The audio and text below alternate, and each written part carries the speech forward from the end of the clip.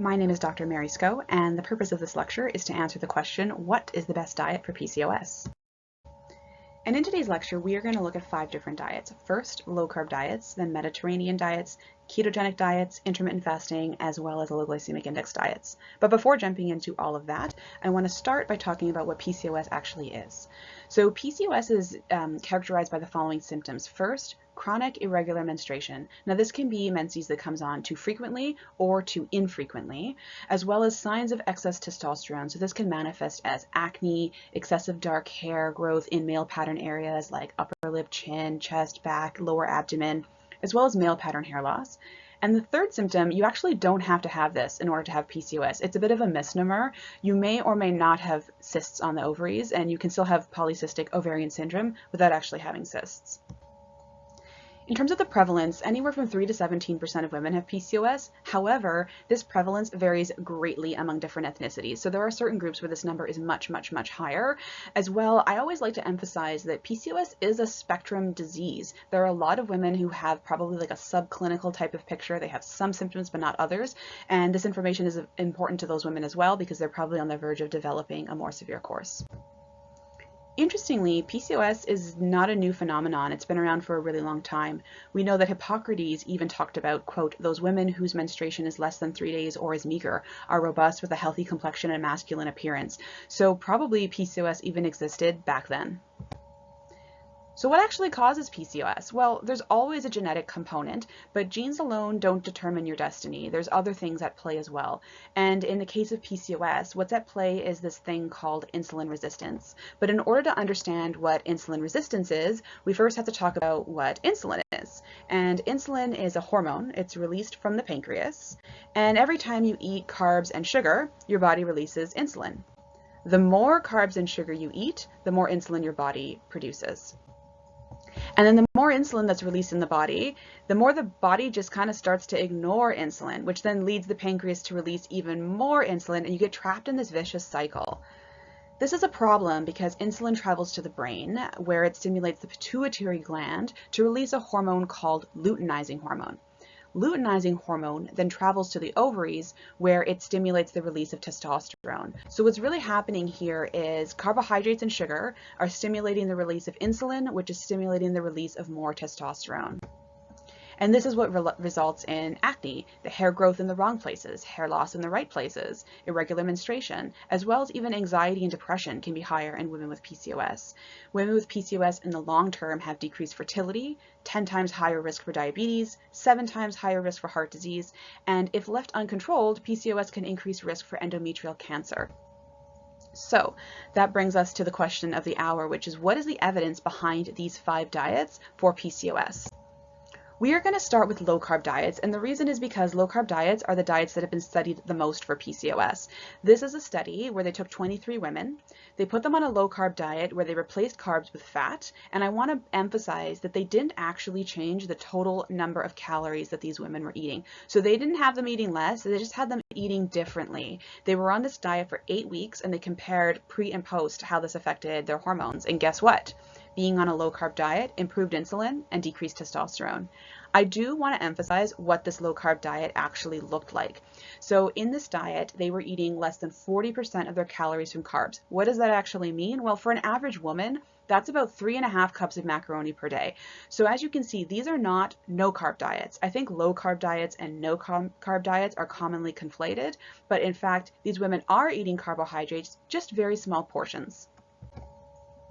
Next, we'll talk about Mediterranean diets. So what is a Mediterranean diet? Well, the Mediterranean diet is characterized by very high intakes of vegetables and fruits. Most of the protein is coming from fish and seafood, as well as legumes and nuts. There's lots of whole grains and, of course, lots of olive oil. And there haven't been many studies of just the Mediterranean diet itself and PCOS, but this is a study of a low-carb Mediterranean diet. And not surprisingly, we already know low-carb diets work. A low-carb Mediterranean diet is beneficial for PCOS. And this is a low-cal Mediterranean diet. At least one arm of this study had patients on a low-cal Mediterranean diet. And once again, what we see is improved insulin and decreased testosterone. So we know that if your Mediterranean diet is either restricting calories or low in carbohydrates, it can be helpful for PCOS. Moving along to ketogenic diets. So this is a study where 14 women went on a keto diet for 12 weeks and they measured hormone levels before and after. Let's talk about what these diets actually looked like. So keto diets are your no carb diets. These women are eating less than 1 apple's worth of carbohydrate per day. I also want to mention they were only eating about 1,700 calories per day. So this is also a bit of a calorie restricted diet because most women would need about 2,000. On this keto diet, women are eating unlimited leafy greens, cruciferous vegetables, zucchini, cucumbers, and eggplant. They're eating meat, fish, or eggs every day. They're also taking lots of protein supplements. And interestingly, in this study, the women were also taking herbal supplements. And this was to deal with the side effects of ketogenic diets, including constipation and bad breath. And once again, ketogenic diets improve insulin and decrease testosterone. Moving along to intermittent fasting and time-restricted diets. So this is really important. There are many different protocols for intermittent fasting. There's this 16-8 protocol where people fast for 16 hours a day and eat for 8 hours a day. There's an 18-6 protocol where women eat for 6 hours a day and fast for 18 hours a day. There are also these 5-2 protocols where you eat whatever you want 5 days a week, and then 2 days a week you eat very calorie-restricted diets. And then there's also the alternating fasting protocols. So one day you eat normal, the next day you fast, the next day you eat normal, and then you fast again. You just kind of keep alternating like that. This is a study in women with PCOS. They took 18 women and they put them on a 16-8 protocol. So in this study, women were eating whatever they wanted between 8 a.m. and 4 p.m. and then fasting from 4 p.m. till 8 a.m. the next morning. Again, there was no change in their baseline diet and they compared hormone levels pre and post. I do want to mention this study didn't comment on the calories that were being eaten per day. So we presume that they were eating the same number of calories per day, but that wasn't actually confirmed.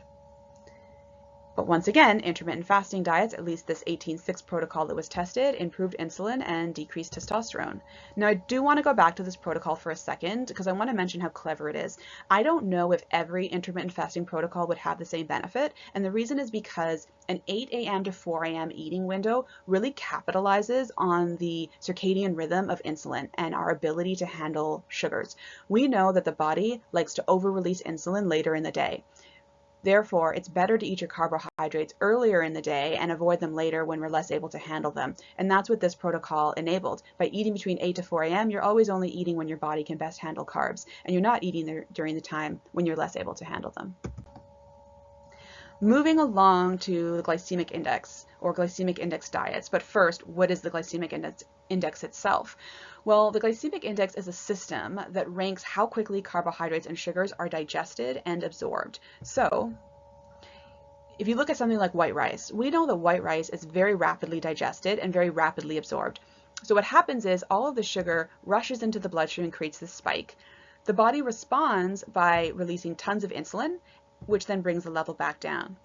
If you contrast that to parboiled rice, with parboiled rice, things are just digested much more slowly and more gently. You get this gentle rise in sugar, you get less insulin being released, and then the levels come back down. So this is why the glycemic index identifies white rice as being high glycemic index, because there's a high amount of sugar that's quickly released and a high amount of insulin that's released, whereas parboiled rice is low glycemic index because there's a lower amount of sugar going slowly into the bloodstream and thus a lower amount of insulin being released. Therefore, parboiled rice is superior to white rice from a glycemic index point of view. The glycemic index also teaches us that boiled sweet potatoes are superior to boiled white potatoes. And interestingly, even bow tie pasta is better than penny pasta, although the small difference there I doubt would have any major significance in the grand scheme of things. There are lots of guides you can search for that will outline the glycemic index of various foods. This is one that I've created, which you can get at nutrition-prescriptions.com. But usually the glycemic index divides foods into high GI, medium GI, and low GI. And the idea is you want most of your carbs to be low GI. You want to eat medium GI carbohydrates in moderation, and you want to avoid those high GI carbs and keep them only as treats. So, what is a low glycemic index diet? Well, a low glycemic index diet is a diet where the majority of the carbohydrates that are being eaten are low GI carbs. This is a systematic review that combined data from 8 different studies of women with PCOS, and they showed that once again, low glycemic index diets improve insulin and decrease testosterone.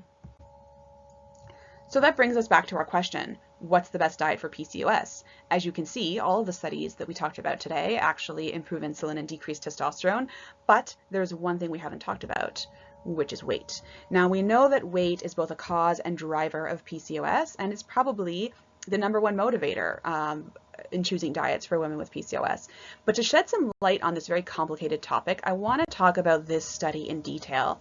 So this is a study where they took women with PCOS and they put some of the women on a ketogenic diet and other women on a low-calorie Mediterranean diet. And what do those diets actually look like? Well, on the keto diet, women were only eating 600 calories. So this is extremely calorie restricted. They were having no more than 1 apple's worth of carbohydrate per day. They were eating no more than 1 tablespoon of olive oil per day, and then they were eating meat, fish, eggs, and lots of protein powders. The other women in the study were on a low-calorie Mediterranean diet. So what they did is they calculated the women's baseline calorie needs and had them eating 500 calories fewer than they needed. So for most women, this is about 1,500 calories per day. These women were eating whole grains. They were eating pasta. They were eating bread. This was not a low-carb diet. They were eating poultry, fish, legumes, vegetables, fruits, and of course, olive oil. And what happened? So who lost more weight? On the keto diet, women lost 25 pounds at the end of the study. On the Mediterranean diet, women only lost 7. However, before jumping to any conclusions, I caution you to always read the fine print. Medical research and studies always have lots and lots of tables with lots and lots of numbers in them. When I read a study, this is what I look at because this is where the money is. This is where you really understand what happened in a study. And when I looked at the details in this particular study, I was surprised by what I found. So when I looked at the starting weights of the women in these two groups, the women on the keto diet weighed 208 pounds to begin with. Meanwhile, the women on the Mediterranean diet, they weighed less. They only weighed 193 pounds to begin with. So the women on the keto diet weighed 15 pounds more at the start of the study. And we know that the more weight you have on your body, the more weight you have to lose, and the easier it is to lose weight. So what I really wondered is, wait a second, at the end of the study, how much do these women weigh? Well, at the end of the study, the women on the keto diet weighed 183 pounds, and the women on the Mediterranean diet weighed 186 pounds. So really, the difference between this very, very restrictive ketogenic diet and this very balanced and quite reasonable Mediterranean diet is 3 pounds, which is not a very big difference at the end of the day. So this is why interpreting headlines that might tell you, oh, this diet is superior, oh, you can lose 25 pounds, you always have to look at the details and really understand what really happened in the study. At the end of the day, the best diet for you is the diet that you can stick to, because we know that in order to sustain weight loss, you need to maintain that diet long term. And that 600 calorie ketogenic diet is very unsustainable. And I can guarantee you, even if you go on that diet and lose 25 pounds, you will quickly regain that weight. And all of the diets that we discussed today can enable weight loss if they are calorie restricted. So the idea is if you're eating fewer calories than you need, any one of these diets can improve your PCOS and help you lose weight. But what if you go on one of these diets and you don't actually lose any weight? This is not uncommon. Interestingly, irrespective of weight loss, going on any one of these diets will improve PCOS. It will improve insulin. It will decrease testosterone levels. So whether or not you lose weight, you're still getting healthier. And the problem is weight loss takes time. So you might not see the weight loss right away, and you might feel like you're failing on the diet. But remember, all of those hormone levels improve first before you then start to see the weight come off. I also want to mention that these diets don't just improve weight and blood levels, they also improve these actual very real things. You see less acne in women on these diets. Women who go on these diets actually start to have regular menstruation, and over the long term, being on these diets can improve fertility and of course decrease risk for things like heart disease and diabetes. So there's many, many benefits. So back to the question that we started with, what is the best diet for PCOS?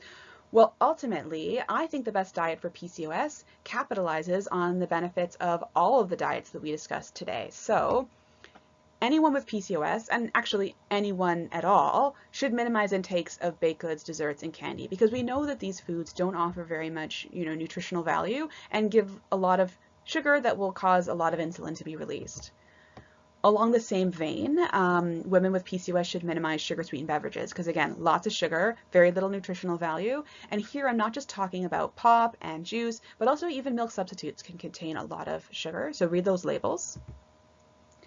In keeping with the wisdom of intermittent fasting and time-restricted eating, you want to eat dinner as early as possible because, as discussed earlier, we know you're better able to handle carbohydrates earlier in the day, and you want to fast overnight, ideally for 12 to 16, maybe even 18 hours, depending on what's feasible for you.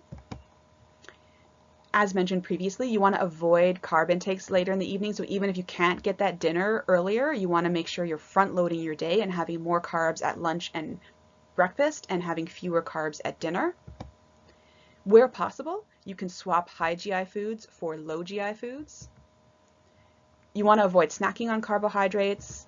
When you are eating carbs, you want to try to always combine them with fat or protein because we know that fat and protein, when combined with carbohydrates, brings down the glycemic impact. And finally, you want to always avoid eating very large portions of carbs. So you don't want to be eating a meal comprised largely of pasta or a meal comprised largely of rice. You want to make your meals balanced. So ideally, 50% of what you eat at any meal should be vegetables. And then only about a quarter should be carbohydrates and a quarter should be protein. And that will keep you in a good place. If you would like this nutrition prescription in a handout, this can be downloaded from nutrition-prescriptions.com. And if you're a healthcare provider, you can use this with your own patients.